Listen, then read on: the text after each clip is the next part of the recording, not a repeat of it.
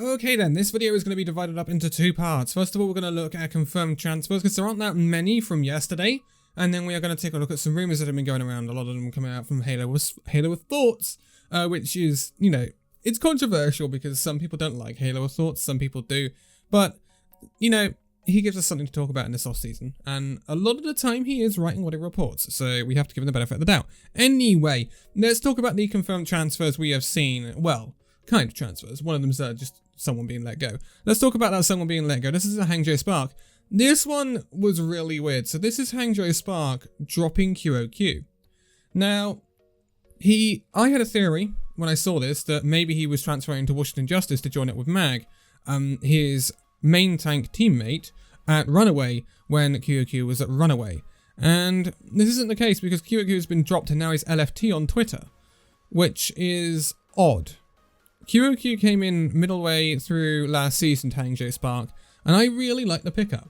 QOQ is a really good off-tank, and I think I honestly tipped him to be one of the better or best off-tanks in the league when he was picked up.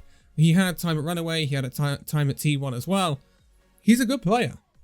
And to see him drop like this, I thought he was one of the nailed-on names for this Hangzhou Spark roster going into 2021.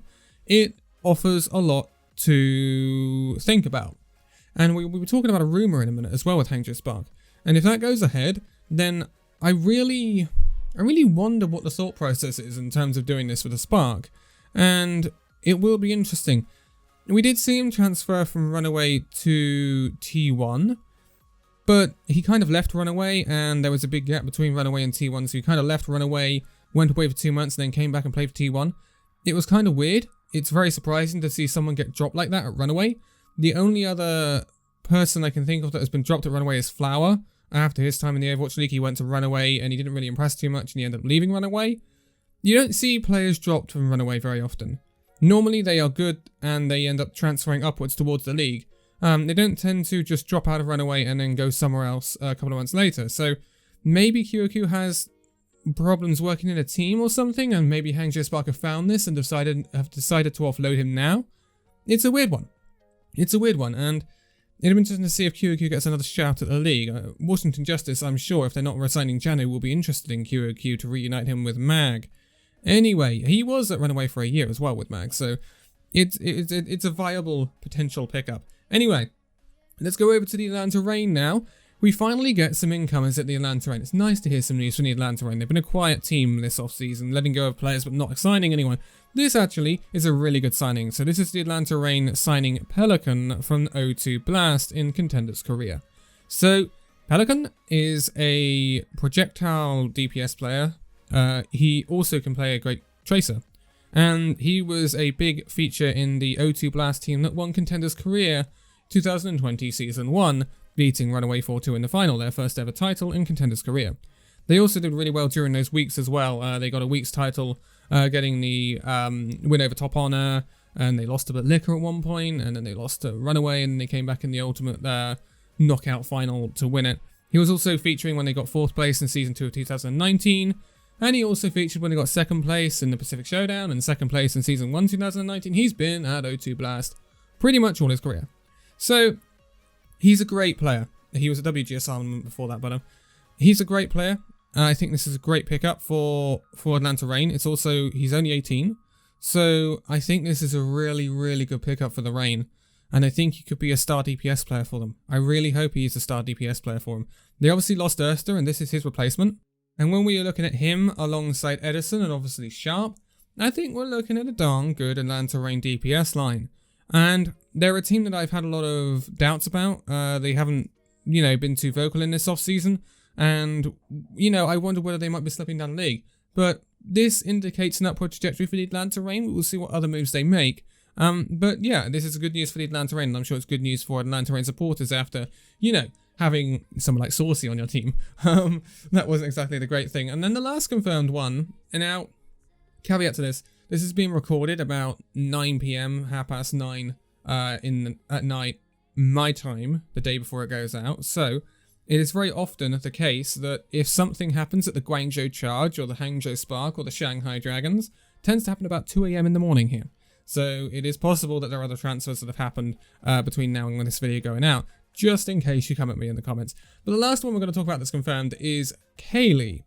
This is an interesting one, now known as Kaylee, or NYXL. This is a Chinese DPS player.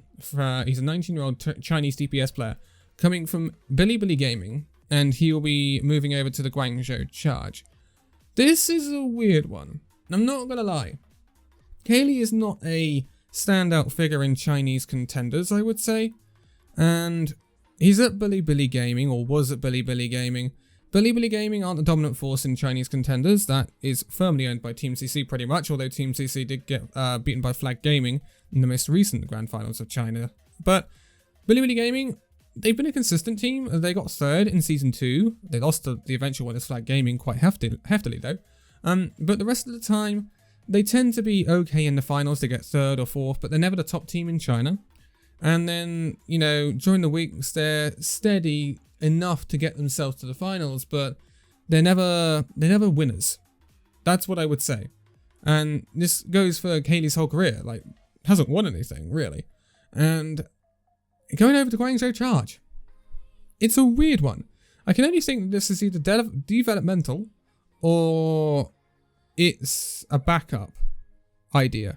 Because I can't imagine, and I don't want to be harsh, but when you look at the level of Chinese contenders and you compare that to the contenders' career, and if you're third or fourth in Chinese contenders, you're probably not a playoffs team in Korean contenders.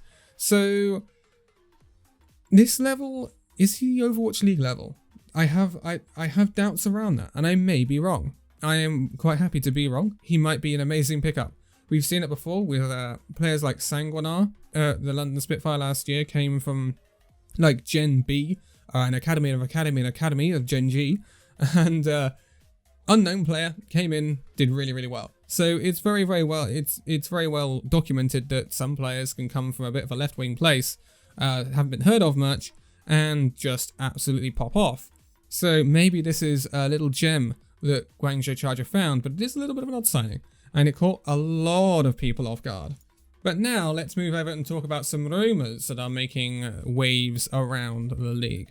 So we have seen a lot of rumours concerning Chengdu Hunters, and that they might pick up Gage from Team CC 1987 from Team CC 1987 as a support player that I actually thought myself might get a chance at the league at someone like Chengdu Hunters.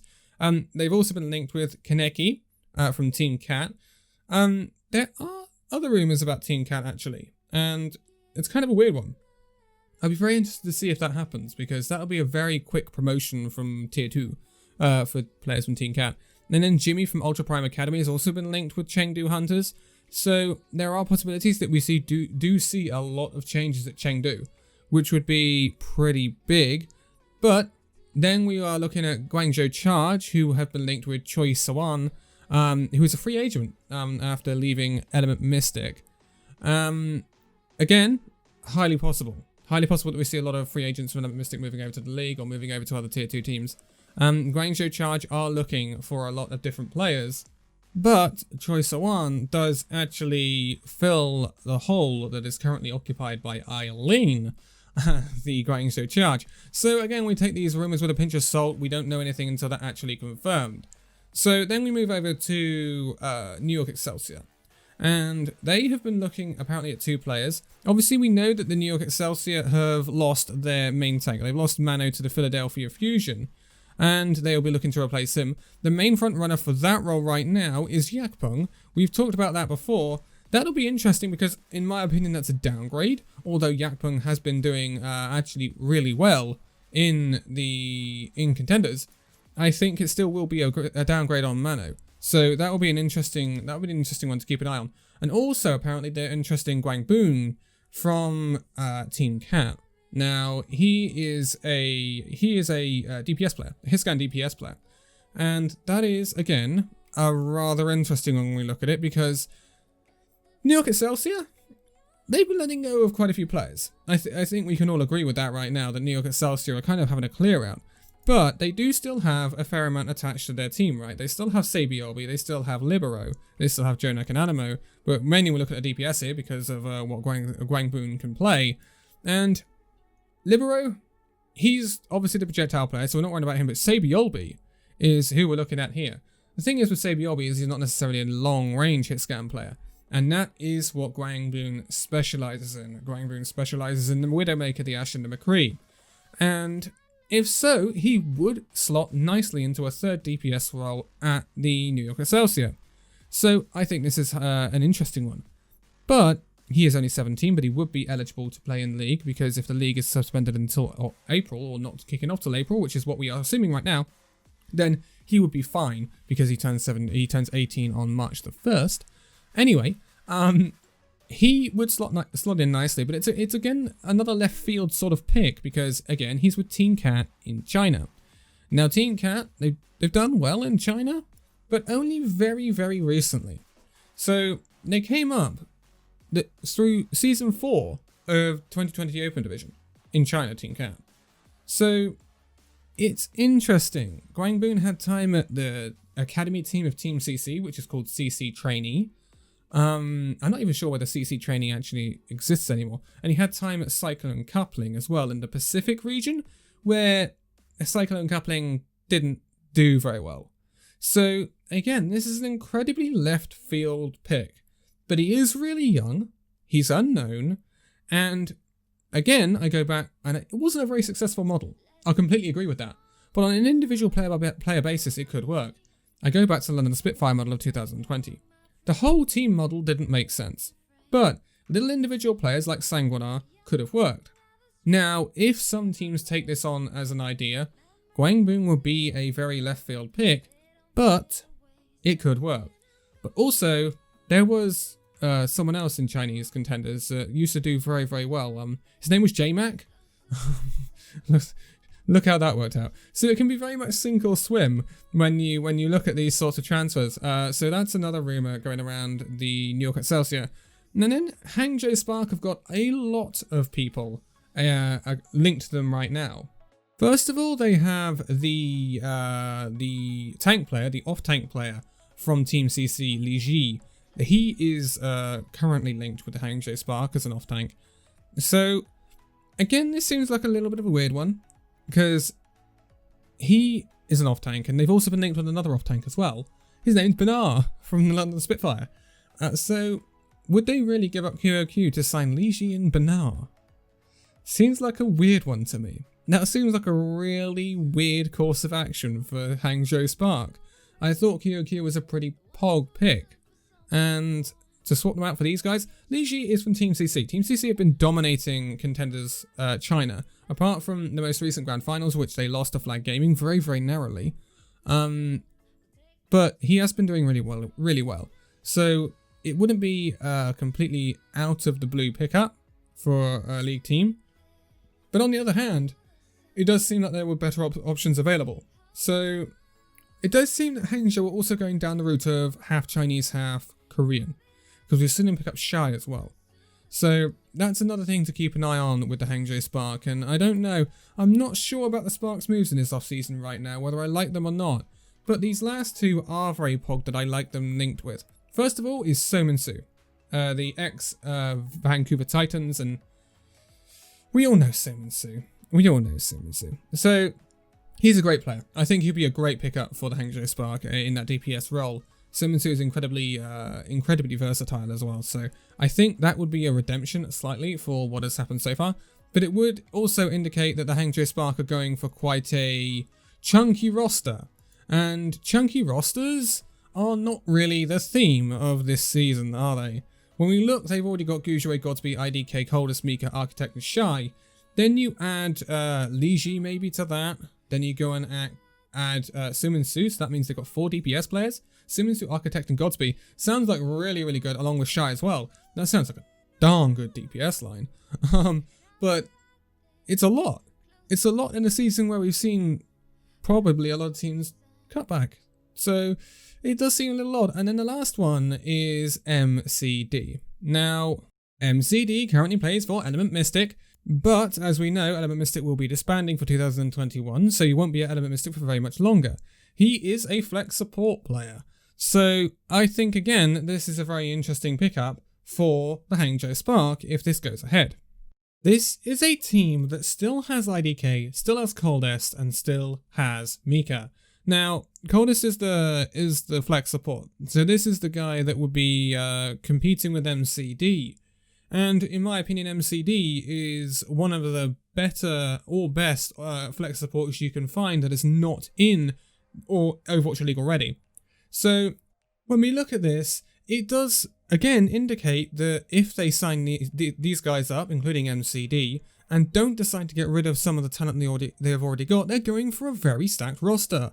In a time where Hangzhou Spark have held no homestands, they must have a lot of backing from Bilibili, the owners of Hangzhou Spark, or because they'll be operating in the red. There's no arguments around that, unless they have got some crazy deal with like merch sales and stuff like that. But the way that we've seen Overwatch League handle merch sales, it's highly unlikely. So Hangzhou Spark could be looking at building one of the biggest rosters in the league for 2021, and I'm not sure it's going to be one of the best ones by the looks of these rumours, although it will have some very, very good parts. It'll be interesting to see what Pagion and U4 and Andante do with the Hangzhou Spark. But that's going to be it for this one. We will continue to keep an eye on things as they develop, as always, and yeah, it's getting super duper interesting. We're getting close to the end of the 2021 clause thing as well, so there may be quite a few free agents coming out in the next coming week or so. But for now, thank you guys so much for watching this video. If you'd like to give a like, subscribe if you're new, and I'll see you in the next video. See you then.